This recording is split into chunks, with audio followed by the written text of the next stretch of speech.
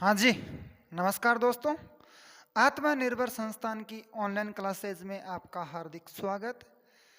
और देखिए दोस्तों, हम पिछली क्लास में राजस्थान के ऐतिहासिक एवं भौगोलिक स्थानों की वर्तमान स्थिति के बारे में बात कर रहे थे।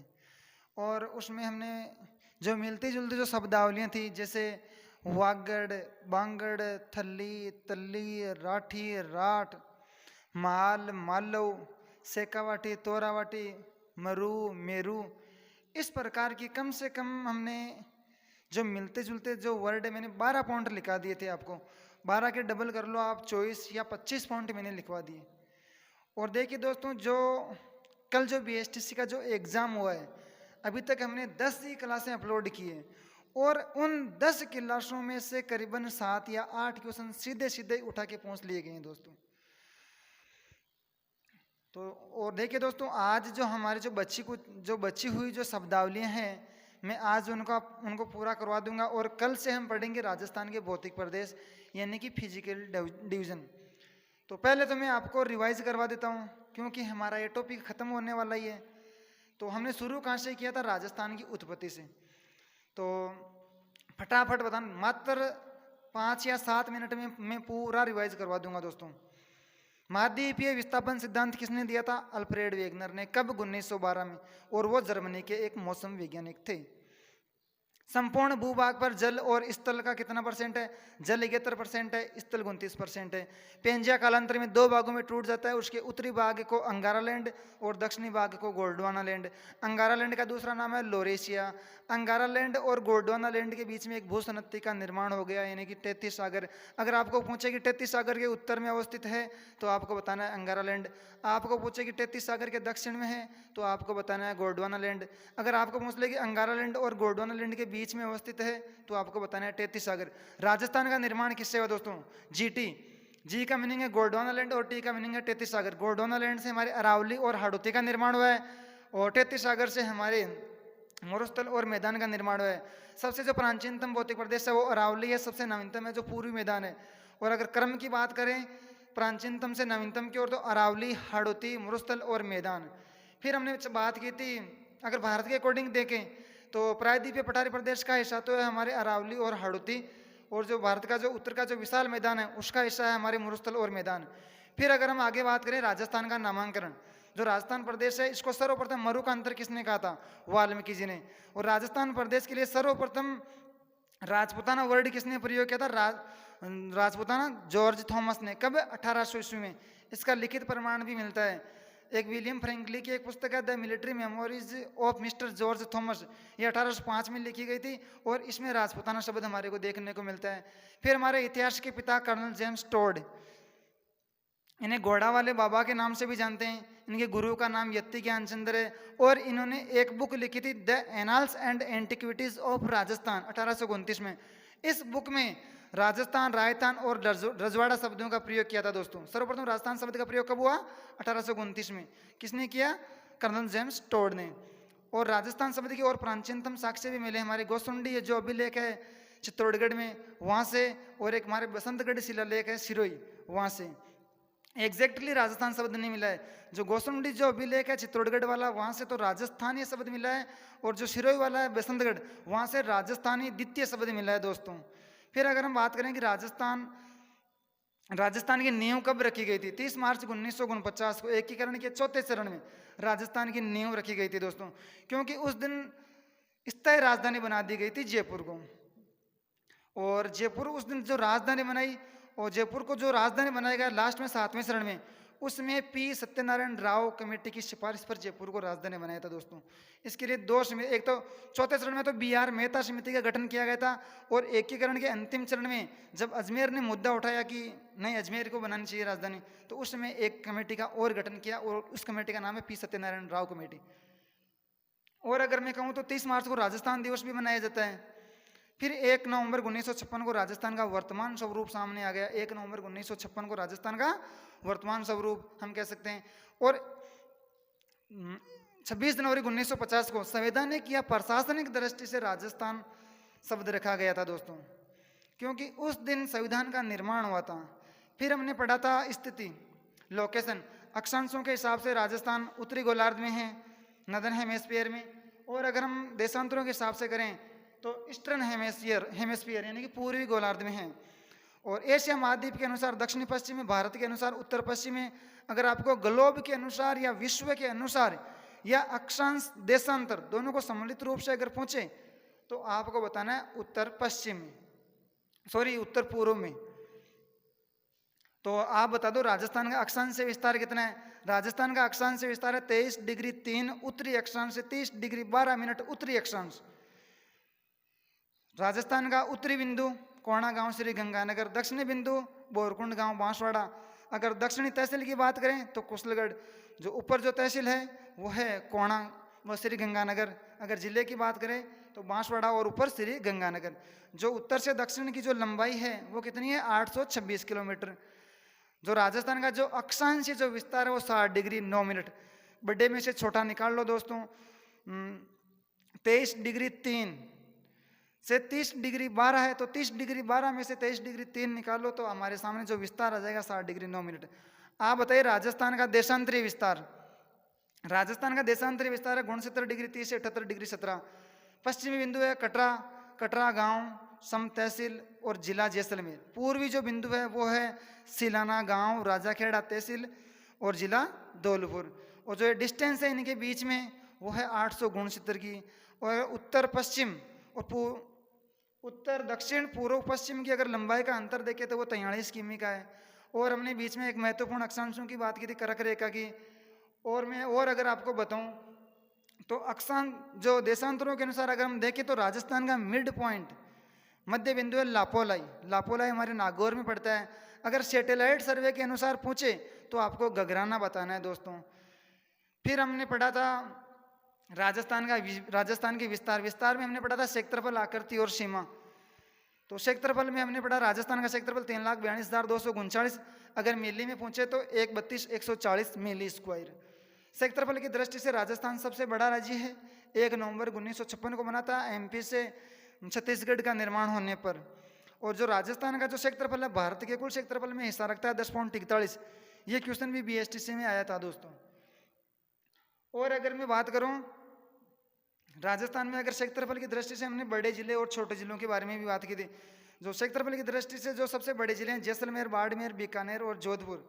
और अगर हम बात करें तो नागौर और चूरू जिले हैं दोस्तों। इधर छोटे जिले हैं 3 डीपी बताया था मैंने, 3 डीपी धौलपुर, दौसा, डूंगरपुर और प्रतापगढ़। ये क्वेश्चन भी आया था राजस्थान का क्षेत्रफल की दृष्टि से सबसे छोटा जिला कौन सा है, धौलपुर। ये बीएसटीसी में आया था दोस्तों कल वाले पेपर में। फिर मैं अगर विश्व के अनुसार अगर तुलना करूं, जो राजस्थान का जो क्षेत्रफल है विश्व के क्षेत्रफल का 0.25% हिस्सा रखता है। और भारत का जो क्षेत्रफल है विश्व के क्षेत्रफल का 2.42% हिस्सा रखता है दोस्तों। विश्व के अनुसार अगर हम बात करें जर्मनी और जापान के तो बराबर, ब्रिटेन से 2 गुना, श्रीलंका से 5 गुना, इजराइल से 17 गुना और चेकोस्लाविया से 3 गुना दोस्तों। फिर हमने बात की थी आकृति की। राजस्थान की आकृति कैसे हैं, रोम्बस, विषम कोणीय, पतंगाकार, समचतुर्भुज के समान है दोस्तों। तो ये आकृति के बारे में किसने बताया था, टीएच हैंडले ने। फिर हमने राजस्थान के जिलों की आकृति की भी बात की थी। ऐसा कौन सा जिला है जो राजस्थान की आकृति के समान है, तो वो है टोंक। और अगर मैं जिलों की आकृति के बारे में बात करूँ तो गंगानगर और हनुमानगढ़, कुर्सी, सोपा या कैपिटल एल के समान, झुंझुनू बोल के समान, भरतपुर गिलहरी के समान, दौसा धनुष के समान, अलवर और करौली बत्तख के समान, चित्तौड़गढ़ घोड़े के नाल के समान, राजसमंद तिलक के समान, अजमेर त्रिभुजाकार, भीलवाड़ा आयताकार। और अगर मैं बात करूं जोधपुर की, जोधपुर मयूराकार, जैसलमेर सप्तभुजाकार, जालोर वेल की मछली के समान, सिरोही मेंढक की आकृति के समान, उदयपुर ऑस्ट्रेलिया के समान। ऐसे करके हमने जिलों की आकृति की भी बात की थी दोस्तों। अगर मैं बात करूं कि अजमेर संभाग, ये नहीं लिखाया था दोस्तों मैंने, अजमेर संभाग है हमारे जम्मू कश्मीर के समान। और जो उदयपुर संभाग है वो है श्रीलंका के समान। और फिर अगर हम बात करें आगे, हमने क्षेत्रफल के बारे में पढ़ लिया, आकृति और सीमा यानी बाउंड्री। बाउंड्री में हमने पढ़ा था इंटरनेशनल बाउंड्री और इंटर स्टेट बाउंड्री। राजस्थान की कुल स्थलीय सीमा कितनी है 5,920। अंतर्राष्ट्रीय सीमा कितनी है 1070, अंतर्राज्यीय सीमा कितनी है 4850। अंतर्राष्ट्रीय सीमा पर राजस्थान के 4 जिले अवस्थित हैं, श्रीगंगानगर, बीकानेर, जैसलमेर और बाड़मेर। यहाँ से भी एक क्वेश्चन आया था बीएसटीसी में कि अंतर्राष्ट्रीय सीमा पर सबसे कम सीमा बनाने वाला जिला कौन सा है, तो वो बीकानेर 168 की में। तो इधर से हमने बहुत सारी बातें की थी कि अंतर्राष्ट्रीय सीमा पर नज़दीक जिला मुख्यालय श्रीगंगानगर का, अंतर्राष्ट्रीय सीमा पर दूर जिला मुख्यालय बीकानेर, अंतर्राष्ट्रीय सीमा से दूर जिला मुख्यालय धौलपुर, अंतर्राष्ट्रीय सीमा पर क्षेत्रफल की दृष्टि से सबसे बड़ा जिला जैसलमेर, अंतर्राष्ट्रीय सीमा पर क्षेत्रफल की दृष्टि से सबसे छोटा जिला श्रीगंगानगर। और इधर पाकिस्तान के 2 प्रांत लगते हैं, पंजाब प्रांत और सिंध प्रांत, उनके 9 जिले राजस्थान से लगते हैं, उनके बारे में भी हमने बात की थी दोस्तों। फिर अगर मैं बात करूं अंतर्राज्यीय सीमा की, अंतर्राज्यीय सीमा यानी कि भारत के पड़ोसी राज्य कितने, 5। ये क्वेश्चन भी आया बीएसटीसी के एग्जाम में आया था दोस्तों। जो हमारे पंजाब, हरियाणा, यूपी, एमपी और गुजरात, यूपी के कितने ज़िले हैं जो राजस्थान से लगते हैं, राजस्थान के कितने ज़िले हैं जो यूपी से लगते हैं। ऐसे करके हमने इन 5 राज्यों का पोस्टमार्टम किया था। आपको तो इसमें यह याद रखना है कि सर्वाधिक जो अंतर्राज्यीय सीमा बनाता है वो तो मध्य प्रदेश 1600 किमी, और सबसे कम सीमा बनाता है पंजाब 89 किमी।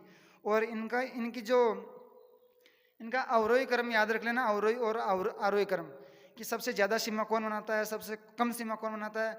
अगर आपको इनकी ये सीमा का पता होगा भाई कौन सा राज्य कितनी सीमा बनाता है, तो आप आरोही और अवरोही क्रम आराम से निकाल सकते हो। ऐसे करके हमने अंतर्राज्यीय और अंतर्राज्यीय सीमा के बारे में और भी बहुत सारे क्वेश्चन थे। और कल मैंने पढ़ाया था आपको वागड़, ये क्वेश्चन भी आया था दोस्तों बीएसटीसी में। वागड़, जो हमारे जो दक्षिणी राजस्थान को वागड़ कहा जाता है, डोंगरपुर, बांसवाड़ा और प्रतापगढ़ को, जहां भील जनजाति निवास करती है, और यहाँ वागड़ी बोली जाती है। तो क्वेश्चन ऐसे है बीएसटीसी में कि वागड़ी बोली राजस्थान में कहाँ बोली जाती है, तो ऑप्शन में था दक्षिणी राजस्थान। तो सीधा सीधा क्वेश्चन उठा लिया यहाँ से। वागड़, बांगड़, ये सब मैंने पढ़ा दिया है दोस्तों। अब आज आप अगला पॉइंट लिखो, योद्धेय। अब सिंगल नाम है, उनके बारे में हम बात करेंगे। योद्धेय, श्रीगंगानगर व हनुमानगढ़ को योद्धेय कहा जाता है दोस्तों। आप ऐसे लिखो, राजस्थान के उत्तरी भाग को योद्धेय कहा जाता है। इसमें सम्मिलित जिले श्रीगंगानगर और हनुमानगढ़। अब आप अगला पॉइंट लिखो,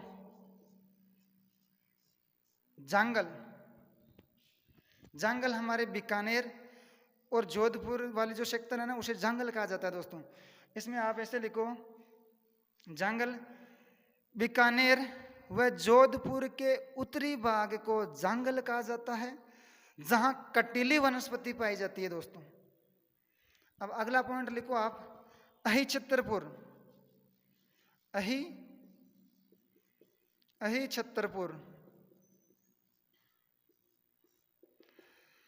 प्राचीन काल में या ऐतिहासिक काल में नागौर का प्राचीन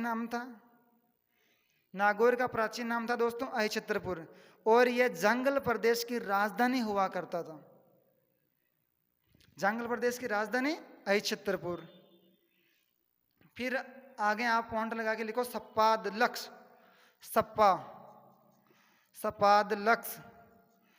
देखिए दोस्तों, सप्पा यानी होता है 1.25, और लक्ष यानी होता है लाख, यानी 1.25 लाख एकड़ भूमि। यानी सांबर झील के जो आसपास जो जमीन है वो 1.25 लाख बीघा है दोस्तों, 1.25 लाख एकड़ है। तो हम कह सकते हैं कि सपादलक्ष, सांबर झील के आसपास के क्षेत्र को सपादलक्ष कहा जाता है। और देखिए दोस्तों, सांबर झील का निर्माण करवाया था वासुदेव चौहान ने। अब आप अगला पॉइंट लिखो,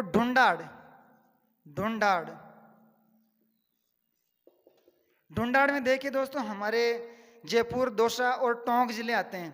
तो आप ऐसे लिखो, ढूंढ नदी के क्षेत्र को ढूंढाड़ कहा जाता है। यहाँ पर ढूंढ नदी के कारण इसका नाम ढूंढाड़ रखा गया था दोस्तों। ढूंढ नदी के क्षेत्र को ढूंढाड़ कहा जाता है। इसमें सम्मिलित जिले जयपुर, दौसा और टोंक। अब अगला पॉइंट लिखो आप, कुरु। कुरु एक जनपद हुआ करता था। जब मैंने आपको मत्स्य जनपद के बारे में बताया उस समय भी इसका जिक्र किया था दोस्तों।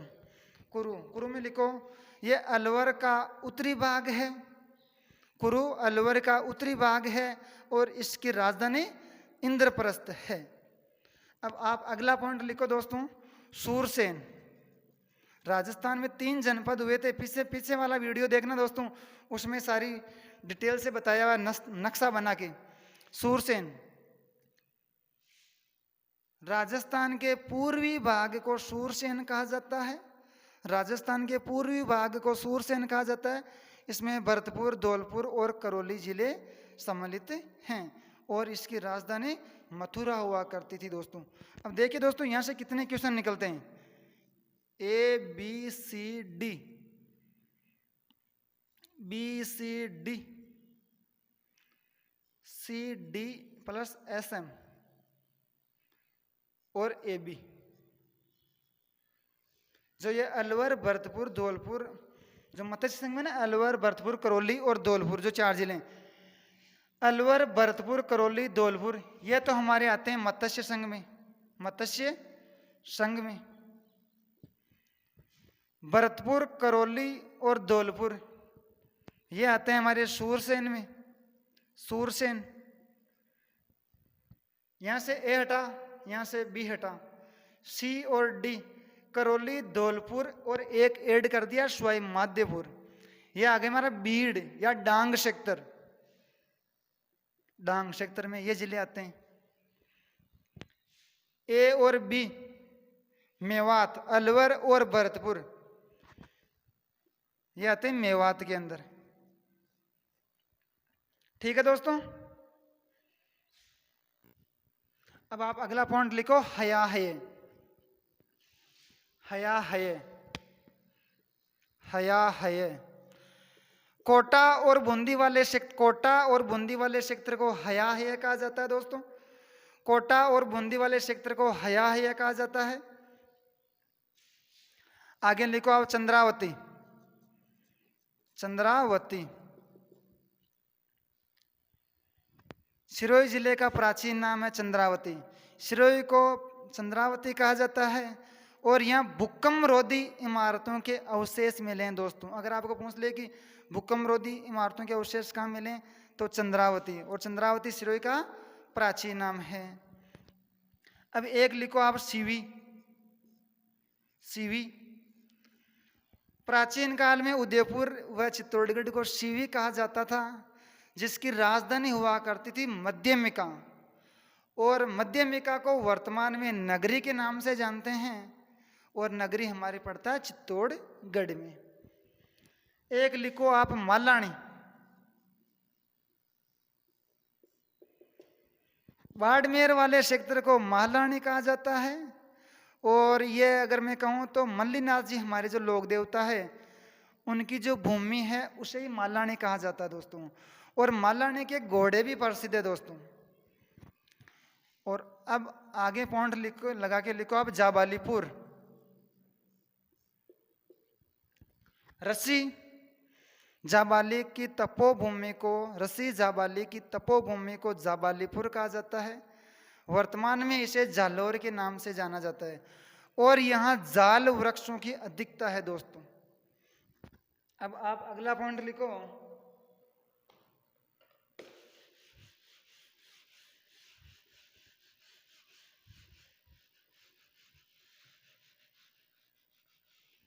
गुर्जरात्रा।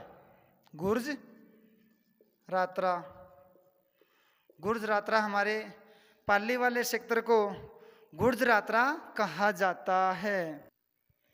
अब अगला पॉइंट लिखो आप, मांड या वल।